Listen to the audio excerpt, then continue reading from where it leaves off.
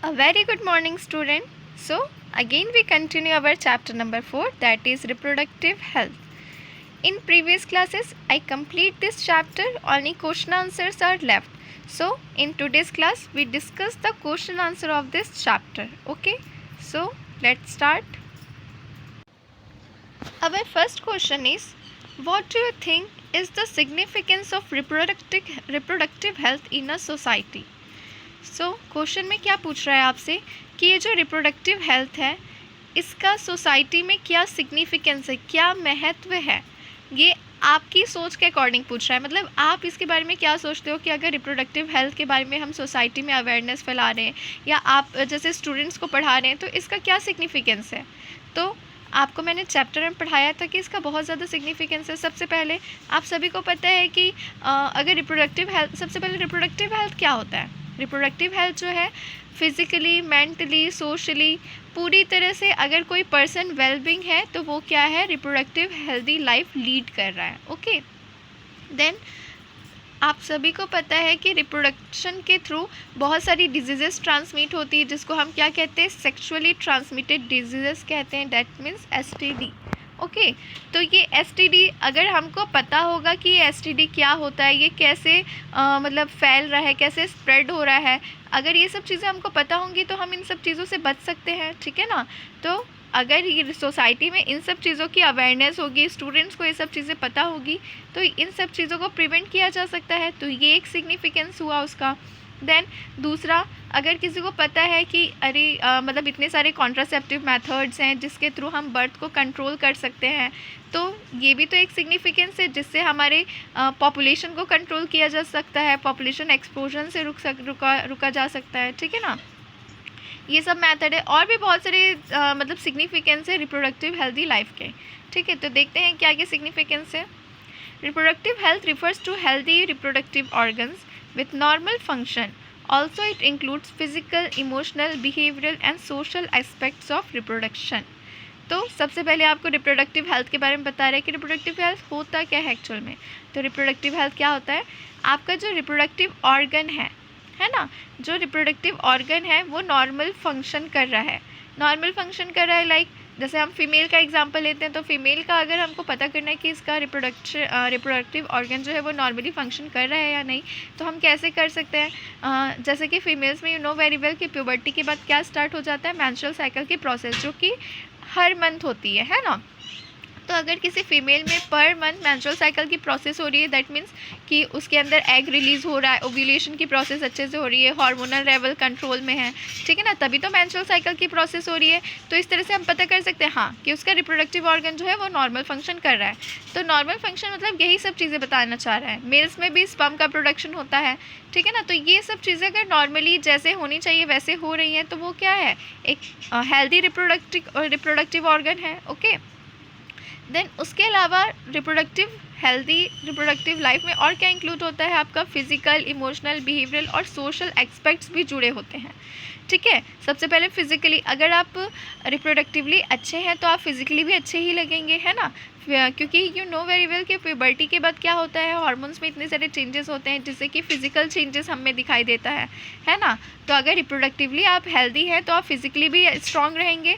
Then second, emotionally, तो emotionally भी ये बहुत ज़्यादा जुड़ा हुआ है। जैसे कि आप प्रेगनेंसी को ही ले लें तो अगर कोई प्रेग्नेंट वूमेन है वो इमोशनली अच्छी है, मेंटली अच्छी है, तभी तो उसका बेबी भी हेल्दी होगा।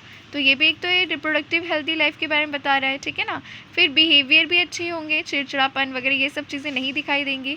और सोशल एस्पेक्ट्स बता रहा है, मतलब कि सोशली जो सोशल मतलब क्या होता है, सामाजिक तौर पे, है ना। तो समाज से जो कोऑर्डिनेशन है, सोशल जो कोऑर्डिनेशन है, वो सब चीज़ें क्या होंगी, बहुत अच्छी होंगी। तो ये सब चीज़ें अगर अच्छी है दैट मीन्स कि वो जो पर्सन है वो क्या है, हेल्दी रिप्रोडक्टिव है। ठीक है, मतलब हेल्दी रिप्रोडक्टिव लाइफ को वो लीड कर रहा है। तो ये तो हो गया रिप्रोडक्टिव लाइफ का डेफिनेशन। देन क्या बता रहा है कि इन सब चीज़ों से इसका सिग्निफिकेंस क्या है। तो क्या सिग्निफिकेंस है, it helps in the preventing various sexually transmitted diseases, AIDS etcetera, specially those in the adolescent age group. तो देखो सेक्सुअली ट्रांसमिटेड डिजीज़ेस की बात आ गई है ना, क्योंकि यू नो वेरी वेल कि सेक्स के थ्रू ही ये सब डिजीज़ेस ट्रांसमिट होती हैं। तो अगर किसी को ये सब चीज़ें पता होंगी, और स्पेशली इसमें एक एज को बता रहे हैं, दैट इज़ व्हाट, एडोलिसेंट के बारे में बता रहा है, ठीक है ना। एडोलिसेंट मतलब क्या, प्यूबर्टी एज के बारे में बता रहा है। तो अगर प्यूबर्टी में ही हम बच्चों को ये सब चीज़ों के बारे में बता देंगे तो वो इन सब चीज़ों से अवेयर रहेंगे, ठीक है ना, तो इन सब चीज़ों से दूर रहेंगे। क्या होता है कि प्यूबर्टी एज में बहुत ज़्यादा हार्मोनल चेंजेस होते हैं, जिससे कि जो बच्चे हैं उनका अपोजिट सेक्स के तरफ ज़्यादा मतलब अट्रैक्शन होने लगता है, ठीक है। तो अगर उनको इन सब चीज़ों के बारे में पता होगा तो वो उन सब चीज़ों से थोड़ा डिस्टेंस मेंटेन करेंगे, ओके।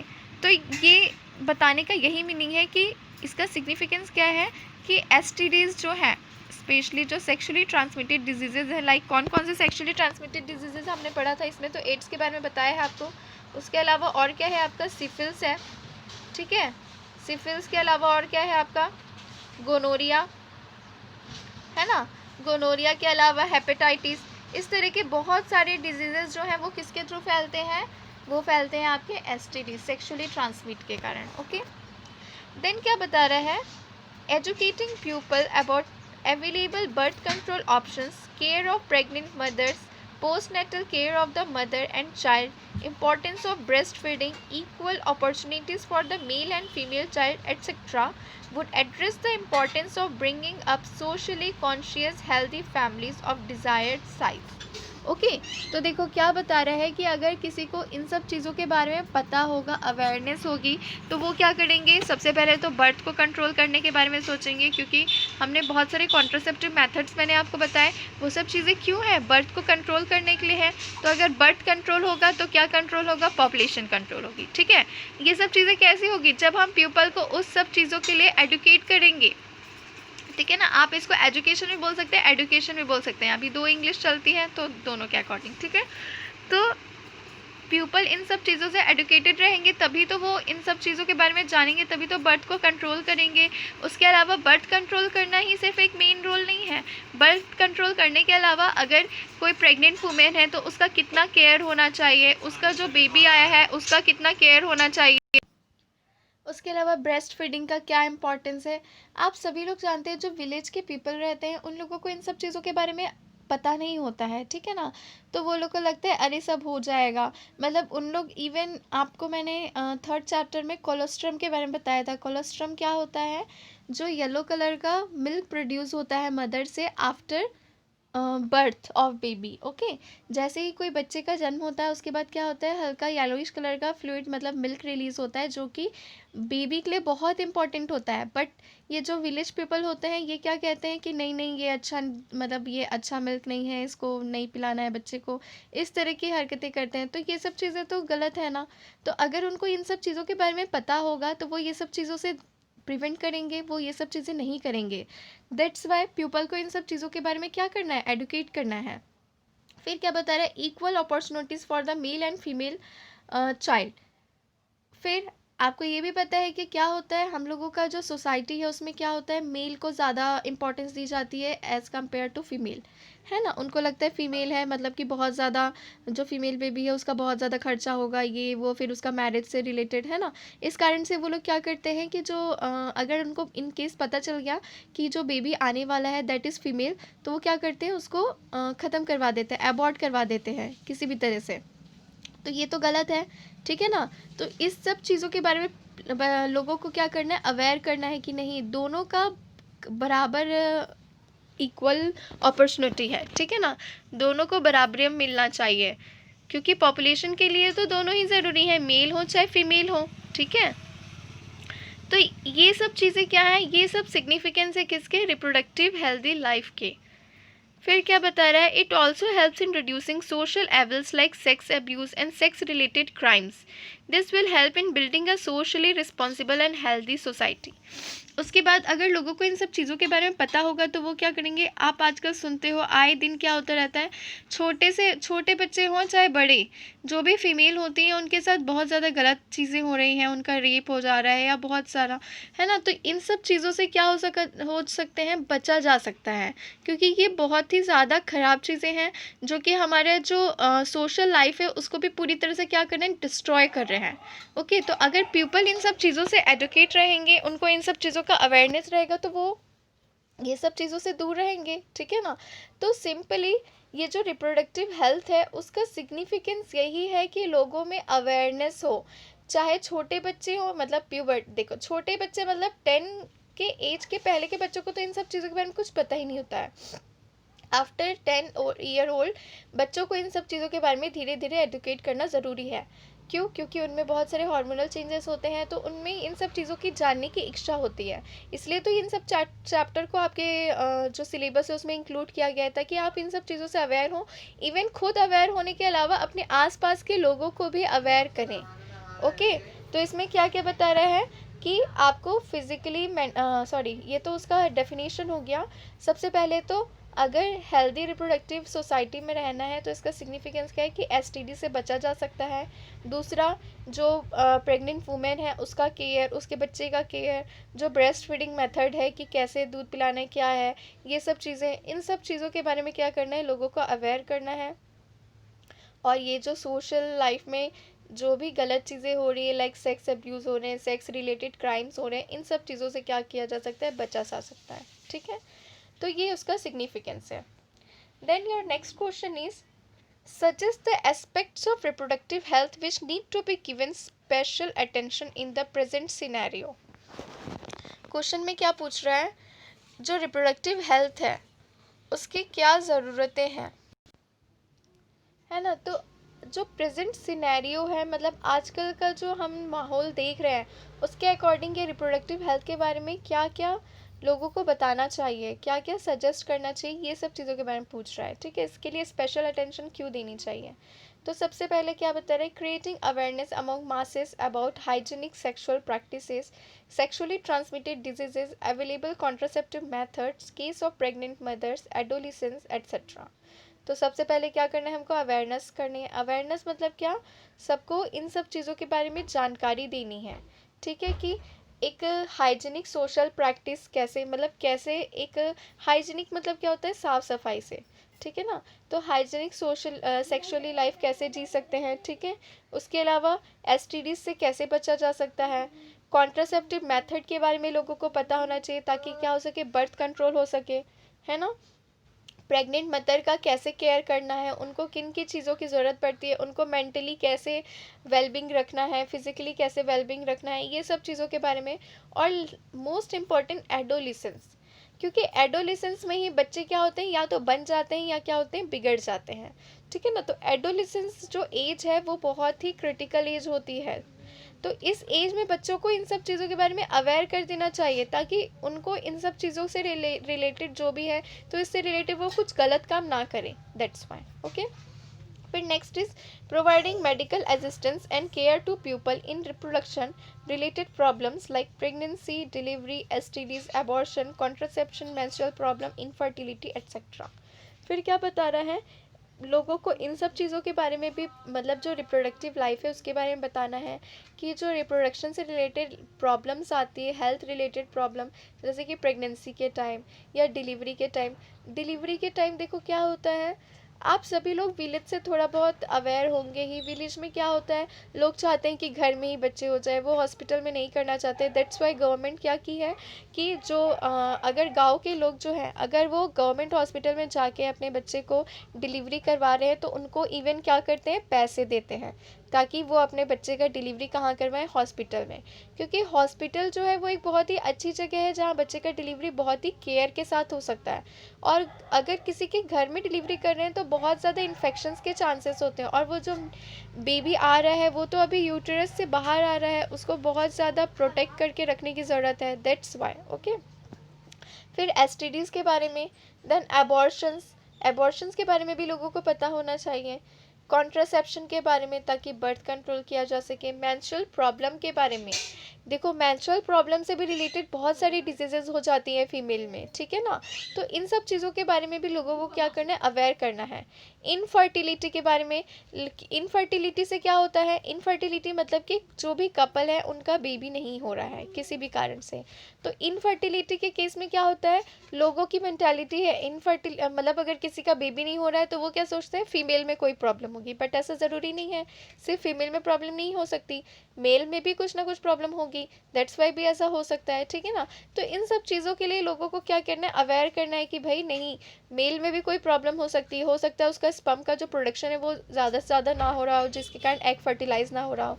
हाँ, फीमेल में भी प्रॉब्लम हो सकती है कि एग अच्छे से प्रॉपरली रिलीज़ ना हो रहा हो, और भी कुछ रीजंस हो सकते हैं, उसका यूट्रस जो हो वो उतना ज़्यादा स्ट्रांग नहीं हो कि वो जो अगर एग फर्टिलाइज भी हो गया है तो उस बेबी को क्या कर सके, जाइगोट को कैरी करके रख सके, अच्छे से इम्प्लांट कर सके, ठीक है ना। तो इस तरह के बहुत सारे रीजंस, तो जब तक लोगों को ये सब चीज़ें नहीं पता होंगी तो वो कैसे एक हेल्दी रिप्रोडक्टिव लाइफ को लीड करेंगे।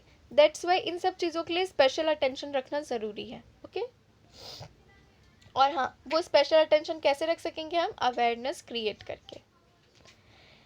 Then the third question is sex education necessary in schools? Why? अब पूछ रहा है कि ये जो सेक्स से रिलेटेड एजुकेशन है वो स्कूल्स में नेसेसरी है, क्यों?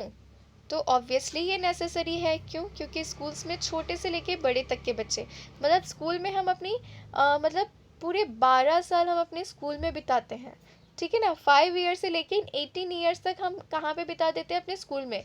इस बीच में हम लोग चाइल्ड से किस में चेंज होते हैं, एडल्ट में भी चेंज होते हैं, मतलब चाइल्ड से प्यूबर्टी स्टेज में आते हैं, टीन एज में आते हैं, ठीक है ना।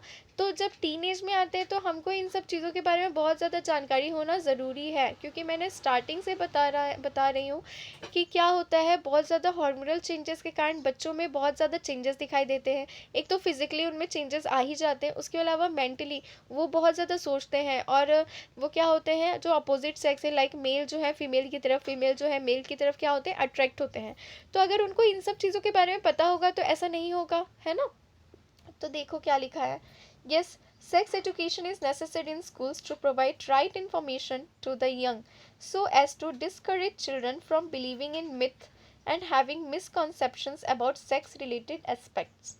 तो क्या बता रहा है कि सेक्स एजुकेशन जो है वो नेसेसरी है किसके लिए, स्कूल्स में प्रोवाइड करने के लिए, क्यों? ताकि जो यंग पीपल है, मतलब जो छोटे बच्चे हैं, छोटे बच्चों को तो ये सब चीज़ें नहीं बताते हैं, ये कब बताते हैं, जब अपने एडोलिसेंस एज में आते हैं। लाइक ये सब चीज़ें बताना कौन से क्लास से शुरू हो जाती है, क्लास 7 से, थोड़ा थोड़ा, ठीक है। क्यों? क्योंकि तभी बच्चों में क्या होते हैं, चेंजेस आने शुरू हो जाते हैं, that's Y.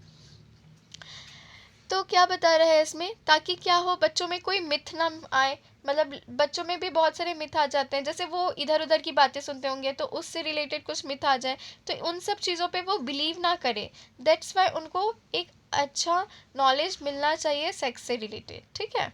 Then proper information about reproductive organs, adolescence and related changes, safe and hygienic sexual practices, sexually transmitted diseases like AIDS, etc., which help them to would help them to lead a reproductively healthy life, okay।